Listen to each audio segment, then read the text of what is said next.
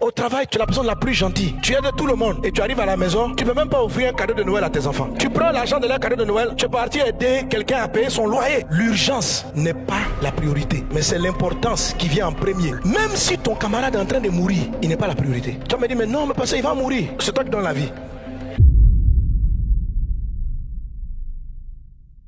Très peu de personnes, malgré que Jésus ait dit vous serez à la tête et non à la queue, pas beaucoup de chrétiens deviennent extraordinairement prospères. Malgré nos bonnes intentions, on reste limité. Je veux te dire que c'est une affaire de priorité. Il n'est pas bien de prendre le pain des enfants et de le donner aux petits chiens. Dans votre vie, il y a certaines choses que Dieu considère comme étant les enfants et d'autres choses que Dieu considère comme étant des petits chiens. Ce que Dieu appelle les petits chiens, ce n'est pas une injure. Qu'est-ce que Dieu appelle petit enfant? Premièrement, c'est le haut que je vous ai donné, ôté. Jésus est en train de prêcher. Marie l'écoute. Marthe s'occupe de la maison pour recevoir Jésus. Marthe vient demander à Jésus, mais ma soeur doit venir m'aider. Jésus lui dit, Marthe, Marthe, tu t'inquiètes et tu t'agites pour beaucoup de choses. Une seule chose est nécessaire, ce qui ne sera pas ôté. C'est de là que nous vient ce principe. Jésus est en train de le dire, parce que l'effet de mon message a plus de puissance sur l'éternité, faut mettre en avant ce qui ne sera pas ôté. Il n'a pas dit que Marthe s'occupait de n'importe quoi. Il est en train de dire que dans la vie, il faut commencer par ce qui est de plus longue durée. Ainsi, entre ta relation avec Dieu et puis ta relation avec ton conjoint,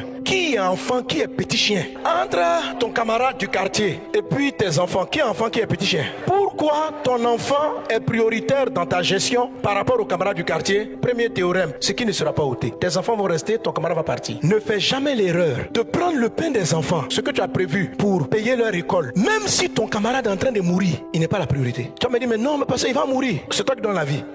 Je t'explique que c'est exactement la raison qui fait que tes affaires ne marchent plus. Parce que tu n'arrives pas à savoir que l'urgence n'est pas la priorité, mais c'est l'importance qui vient en premier. L'urgence est maintenant, tout de suite. Si tu n'agis pas, on est foutu. Ça là, c'est un danger pour ta vie. Les petits chiens, ce sont les urgences. C'est tout le temps que vous prenez à répondre rapidement à tous les textos. Dieu dit, chaque temps que tu passes avec des petites choses, c'est de l'énergie qui s'en va. Le temps que tu trouves l'énergie maintenant pour te concentrer sur l'essentiel, tu es assez épuisé. Financièrement, émotionnellement, spirituellement. Tu es tellement fatigué, tu as tellement donné ton temps dans des choses qui sont petits chiens entre ton travail et puis tes enfants. Tu sais que c'est ton travail qui est petit chien. Tu dis non mais il faut de l'argent pour prendre soin de mes enfants. Je t'assure, ton travail tu vas aller à la retraite. Au travail tu es la personne la plus gentille. Tu aides tout le monde et tu arrives à la maison, tu peux même pas offrir un cadeau de Noël à tes enfants. Tu prends l'argent de leur cadeau de Noël, tu es parti aider quelqu'un à payer son loyer. Une urgence. Mais si l'argent qui me reste ne s'est pas encore occupé des enfants, il peut pas aller chez les petits chiens. Quand Jésus a dit on prend pas le pain des enfants pour le donner aux petits chiens, la dame là n'a pas été vexée. Elle a compris la valeur de ce dont Jésus parlait. Et elle a sorti une phrase qui est merveilleuse. Elle a dit à Jésus,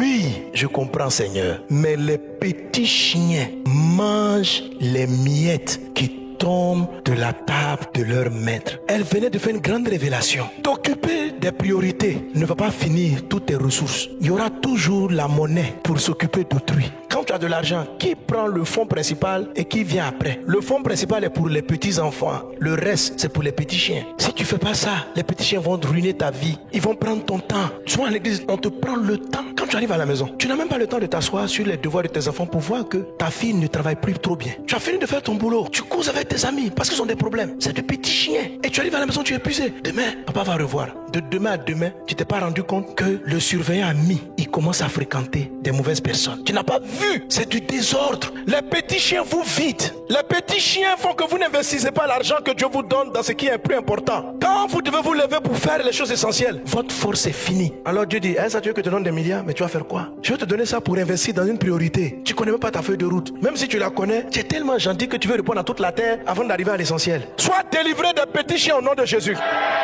Quand vous êtes quelqu'un qui avait une destinée, Satan va vous envoyer l'arme des petits chiens. Des vrais problèmes, pas des menteurs. Ils vont les centrer sur toi. Ça va te vider. Il faut écouter le message de Jésus. Il faut te discipliner pour faire le tri. Il y a toujours l'espace pour les petits chiens. Les miettes sont puissantes. C'est-à-dire le reste de votre temps, après que vous avez fini de donner l'essentiel aux choses les plus importantes par ordre de priorité. Dieu d'abord, ma famille, les plus proches, les plus importants pour ma destinée d'abord. Après, on va arriver sur les petits chiens. Tu t'es occupé de ce qui est essentiel. Tu les as placés d'abord, en priorité dans ta vie. Maintenant, voici le premier lot des petits chiens. Ils vont trouver leur place. Quand vous mettez les plus grosses boules avant, les plus petites rentrent entre les grandes boules. Elles sont de la place. C'est ce qu'on appelle les miettes. Les miettes peuvent rentrer toujours.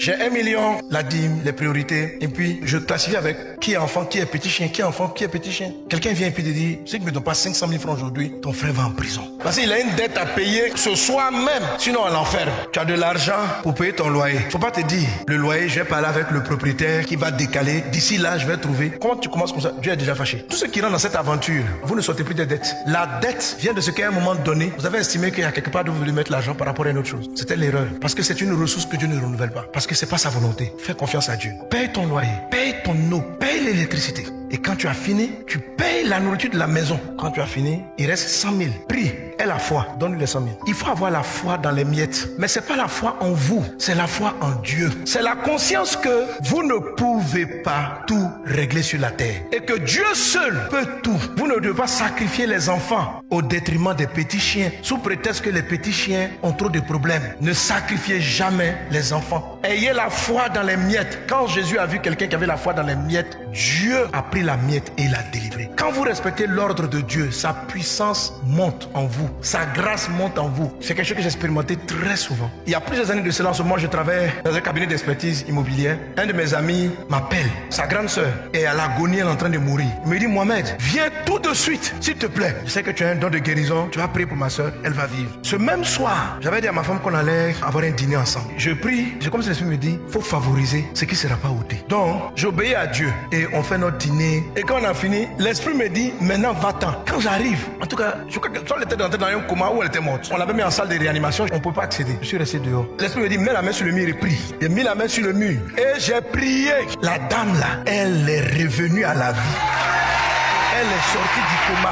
Alléluia. Amen. Ce que tu m'as fait comprendre, c'est que les miettes dans les mains de Christ font des exploits. Le temps qui reste pour les petits chiens va faire en sorte que les petits chiens, eux aussi, seront rassasiés. Il n'a pas dit de ne pas aider les autres, mais il dit, laisse-les rentrer dans le creux quand tu as fini de faire l'important, les moins importants, et puis après tu peux passer à eux. Ne commence pas par eux, sinon tout le reste sera bloqué. Commence par ce qui a plus d'importance. Et moi-même, Dieu, je prendrai ce qui te reste là, je vais le transformer et je vais faire des miracles. Je vais faire des miracles. Quelqu'un donne un beau amen. Quelqu'un donne un beau amen. Dis avec moi, Jésus.